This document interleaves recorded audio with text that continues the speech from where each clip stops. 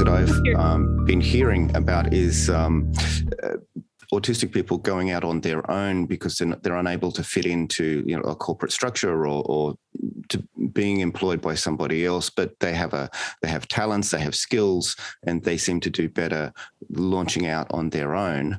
What's your take on that? I would agree with that because I worked with two people. I've got to be a bit vague about what they build and make, but because they're not officially diagnosed, but they own metal fabrication companies. One of them's dyslexic, autistic, stutterer, terrible student, took a welding class. Now he makes specialized equipment and he sells it all around the world. So that, is making his own business. Yeah. I mean, Elon Musk is, his own business. That would definitely be true. Yeah. So when it comes to any sort of therapy, intervention, parenting, is this something to keep in mind, to be encouraging, or at least to see as a option?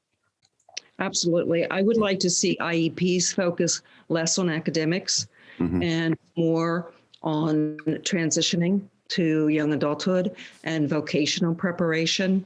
We know the biggest predictor of success vocationally is having had a job during high school, a real paying job, not a volunteer job. Now, if you can't find one, then a volunteer is great. But if you get a real paying job and not in your family business, but someone who's a stranger who you have to learn to show up on time, you have to learn some skills, you have to learn to accept feedback, those very real world things that will then transfer.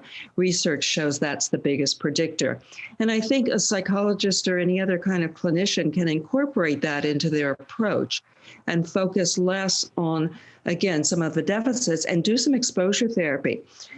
Think outside the box, literally get outside the office and take the child to some environments where they can practice some of the skills that you talk about. But, the thing is that as psychologists, most of us are verbal thinkers. Yeah.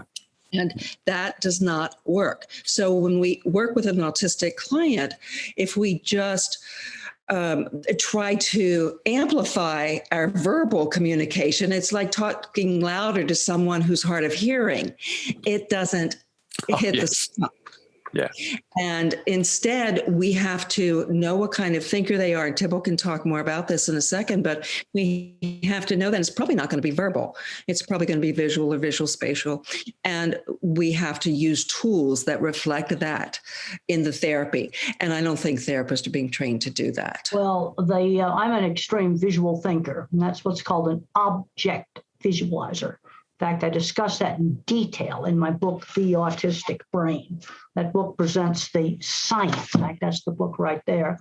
That presents the science that different kinds of thinking exist. Everything I think about is a photographic, realistic picture. So that's going to make me good with animals because they're sensory-based thinkers, good at art, graphics, mechanical things, because I can see how it works. But the thing I'm bad at is algebra. And I never have passed an algebra class. So I managed to get out of it just due to a quirk in what was required in 1967. And I'm seeing that holding a lot of kids back. The person that could be that brilliant mechanic who can fix anything. Then you have your visual spatial. This is your more mathematical mind. This is the kid that'll be into music, computer programming, mathematics. Those things tend to go together. And the object visualizer and the visual spatial are two different kinds of thinking. And the research is very, very clear on that. Yes, and that research is covered in The Autistic Brain.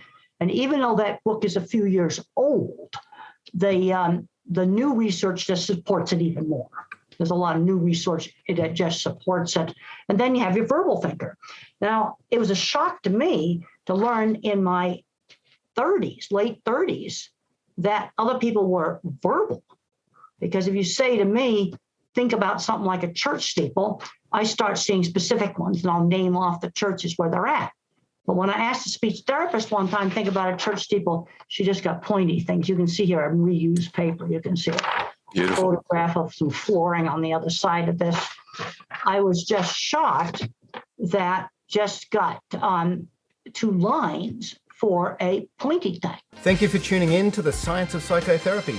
Please like this video, subscribe to our channel, and hit that bell so that we can reach more people and bring you more Science of Psychotherapy.